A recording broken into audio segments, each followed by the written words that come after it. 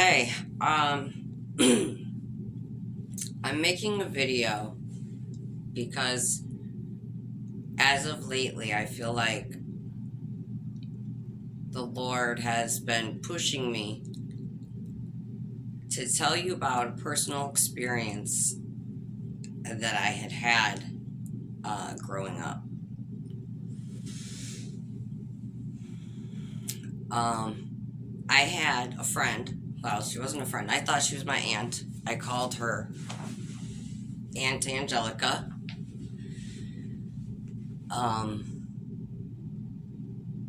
Her and I spent a lot of time together. We went places together. She comforted me if I was upset.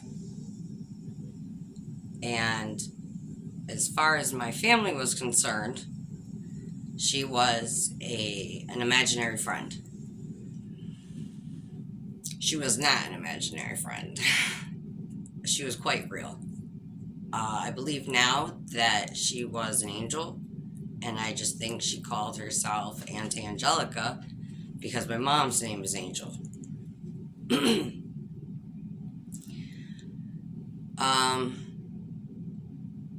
One time, I had asked her a question because I'm sure many people would remember there used to be these commercials for Africa, for like the Red Cross or something, to give money to Africa. And in these videos, they always had little kids with flies in their eyeballs, and they were always filthy, sitting in front of a hut with like half their clothes off. I had no idea what I was asking. I don't know. I asked her once, I said, how do poor children in Africa brush their teeth if they're that poor? And her answer was, well, do you want to go find out? I said, yeah, let's go. So her and I went to Africa. And when we went,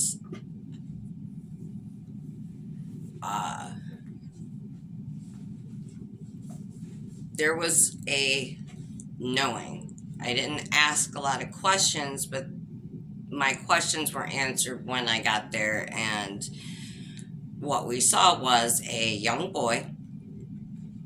He was squatting down, and he had a piece of a brick. And he took this brick and he was grinding it on a moon-shaped rock. And he was collecting brick dust. He took the brick dust, and I guess that's how they used, or you could use it to brush your teeth. When I got home, I was quite excited that I knew this answer. So I went to some people, one of them being my mom, and I explained, I'm like, do you know how poor kids in Africa brush their teeth? It's not with toothpaste. So she's like, okay, how? And I was like, they use brick dust. Now, my mom was like, no, that's not something that people do. I'm like, no, really, they do. But see, I knew they did this. My mom didn't know, and that was one of the instances where, honestly, it felt a little weird for me because, at that age, you think your parents know everything. But when she told me, like, I was wrong, I was, like, a little, I don't know, floored by it, I guess. Because I was like, well, how could I know something like that and you not know? It was very confusing to me. But that was an example of something that we did when we spent time together.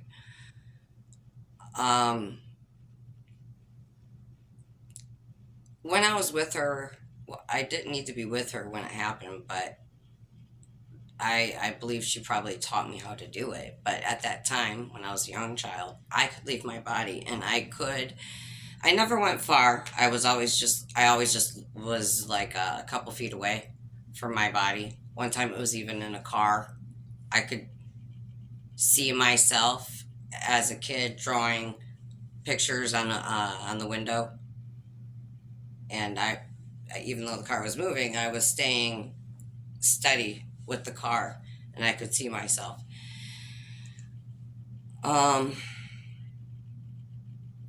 it got to the point when I was about to start school, so I guess like 5 or 6, and she came to me and she said that you're not going to see me anymore. I'm not going to be around anymore, or not around, but you're not going to see me anymore. And then she said, like, never again. I didn't even understand really what that meant, to be honest with you. I don't think at that age I could comprehend that she literally meant I was never gonna see her again. Now, I don't think she ever left me, but after that day, I didn't. I've never seen her again. And I can tell you, imaginary friends don't tell you before you grow up that they're about to bounce. That's not what they do, I wouldn't think.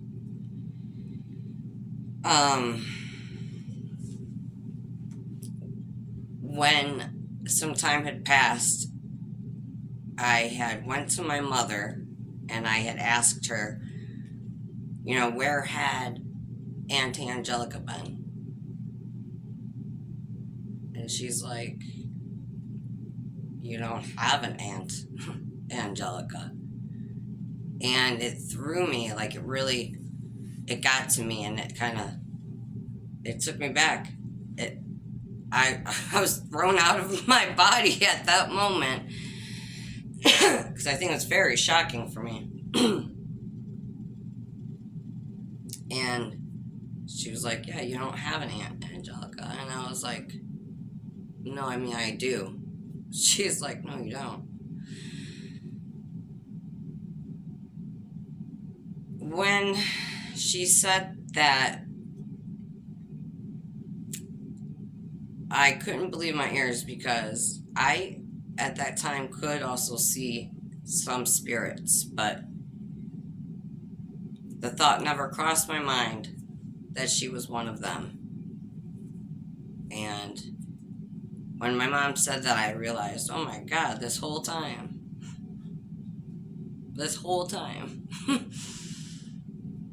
I've been spending time with one of them. I didn't know what to call them. When I talked about them to people, I was told, oh, they're ghosts. They're ghosts. But they could have been saying Schnickelfritz. Like, oh, you see Schnickelfritz. Because I didn't know what ghosts meant.